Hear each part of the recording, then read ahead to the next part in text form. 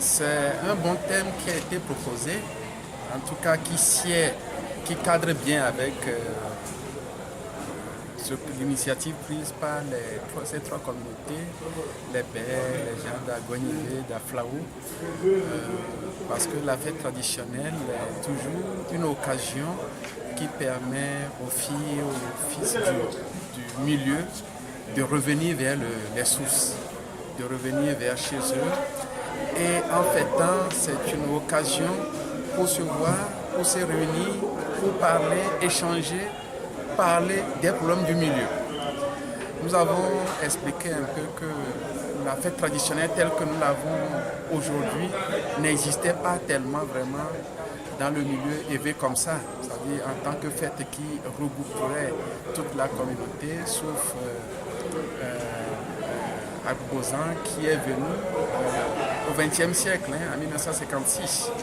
Mais les fêtes quand même existaient comme les fêtes de prémices qui sont des fêtes pour faire le bilan de l'année. Parce que c'est des agriculteurs, c'est des pêcheurs, on fait le bilan de l'année. Et c'était l'occasion pour les gens du milieu de se poser beaucoup de questions par rapport à ce qui n'a pas marché. Mais les gens le faisaient par le phare en se demandant qu'est-ce qui n'a pas... Parce que quand on dit la pluie n'a pas été abondante, les récoltes n'ont pas été abondantes, on considérait toujours, nos grands-parents considéraient que c'est parce qu'on s'est mal comporté dans le milieu, on n'a pas respecté les règles, on n'a pas respecté les lois, etc. C'est pourquoi ça n'a pas marché, parce que les ancêtres sont fâchés, les dieux sont fâchés. Et donc c'est ça qui fait que finalement, à l'occasion de ces fêtes-là, on discute de ces choses-là, et puis on dit, mais quelles sont les cérémonies à faire pour qu'on avance.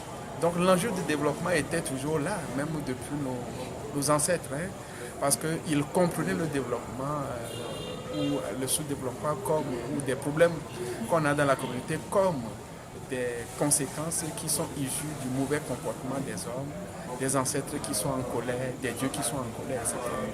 Ces enjeux ont évolué. C'est pour cela qu'aujourd'hui, lorsque les gens arrivent au niveau des fêtes traditionnelles, ce que nous avons essayé de faire, c'est que c'est des moments où les gens viennent se ressourcer, se concerter par rapport aux problèmes du milieu aussi. Dans les problèmes du milieu, ce sont les problèmes, et vous les savez, c'est des problèmes de scolarisation, parce qu'il n'y a pas assez d'écoles, c'est des problèmes de santé, parce qu'il n'y a pas beaucoup de structures de santé, c'est les problèmes de route, parce qu'il n'y en a pas assez, les problèmes de petits ponts, etc. etc. Et donc ces problèmes-là, aujourd'hui, avec les élus qu'on vient d'avoir au niveau des conseils municipaux, il s'agit pour les gens du milieu aussi d'arriver à ces occasions pour délibérer sur les problèmes du milieu. Parce que ceux qui sont mandatés officiellement pour gérer nos milieux ont besoin de cela. Donc la communication a essayé de montrer le lien entre ce que les populations font, les chefs traditionnels font et l'action des communes. Le développement local suppose au Togo avec les élections que nous venons de connaître, suppose qu'il y ait une sorte d'harmonie de vue entre les conseils élus et précisément les autres qui sont dans le même milieu, notamment les chefs traditionnels, les CVD, les CDQ ou en tout cas les organisations villageoises qui sont également dans le centre de développement.